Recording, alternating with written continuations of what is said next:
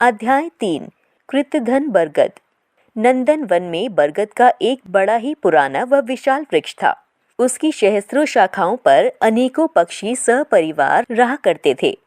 उधर से गुजरने वाले यात्री भी उसकी छाया में विश्राम करके ही आगे बढ़ते थे। वहां बहने वाली शीतल बयार में यात्री अपनी थकान भूल जाता था। कभी हिरणों का विशाल समूह वहां डेरा डालता तो कभी हाथियों का समूह। वन के सभी वृक्ष उसके बाद ही फले फूले थे। एक समय की बात है, एक यात्री घूमता घामता उधर आ निकला। उस वृक्ष को देखकर वह बोला, मैं देश विदेश में बहुत स्थानों पर घूमा, परंतु इतना विशालकाय और इतना पुराना वृक्ष मैंने कभी नहीं देखा। तुम्हारी घनी शाखाओं पर और छाया में पशु पक्षियों का पूरा नगर बसा हुआ है। तुम तो पर्वत की भांति विशाल और अडिल खड़े हो।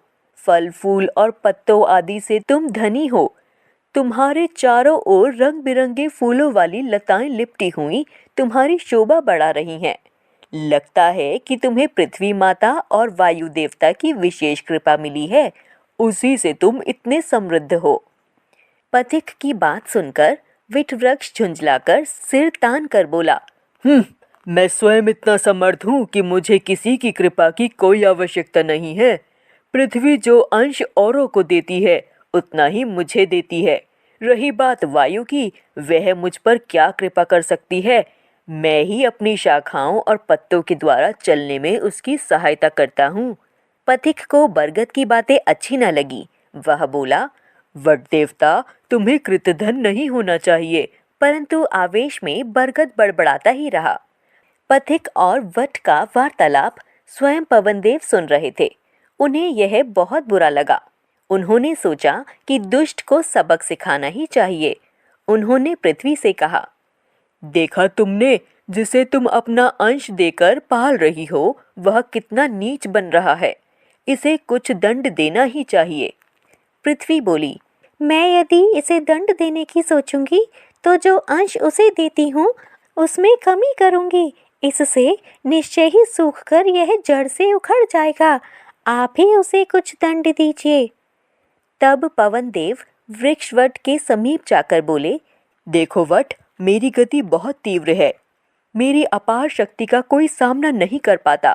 तुम अपनी शाखाओं, पुष्प पत्रों आदि से प्राणी जगत की विविध प्रकार से सेवा करते हो, इसलिए मैं तुम्हारे प्रति सदैव दयालु रहा हूँ। मैंने न कभी तुम्हारे पत्तों को झड़ने दिया, न फलों फूलों को। तुम मेरा उपकार नहीं मानते तो अवज्ञा भी क्यों करते हो।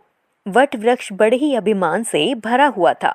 वह सोचता था कि मैं तो बड़ा शक्तिशाली हूँ, स्वयं पवन में भी मुझे हिलाने की शक्ति नहीं। अतएव वह झल्ला कर बोला, जाइए आप, मुझे व्यर्थ की बात सुनने की आदत नहीं। फिर क्या था, वायु का क्रोध अपने उफान पर आ गया। इतना तेज तूफान चला कि सारा जंगल कांप उठा। सभी वृक्ष पशु पक्षी व्याकुल हो उठे। विट वृक्ष के चारों ओर तेज वायु का घेरा उठा। उस पर से सभी पक्षी अपने अपने घोंसले छोड़कर उड़ गए। शाखाएं टूट गईं। पृथ्वी में समाई हुई लंबी लंबी जटाएं उखड़ गईं। रह गया केवल ठूंठ।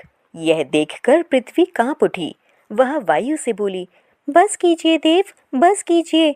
अब तो यह ठूंठ ही रह गया है, इसे खड़ा ही रहने दीजिए। वह वृक्ष सहसा सा खड़ा था। अब उसे यह बोध हो रहा था कि वह अपनी शक्ति का व्यर्थ ही अभिमान कर रहा था। बड़ों की अवज्ञा और उनके अपमान से अपनी ही हानि होती है। जो हमारे साथ भला करता है उसके उपकार को मानना चाहिए। दूसरों की उदारता को स्वीकार न करने वाला दुख ही उठाता है।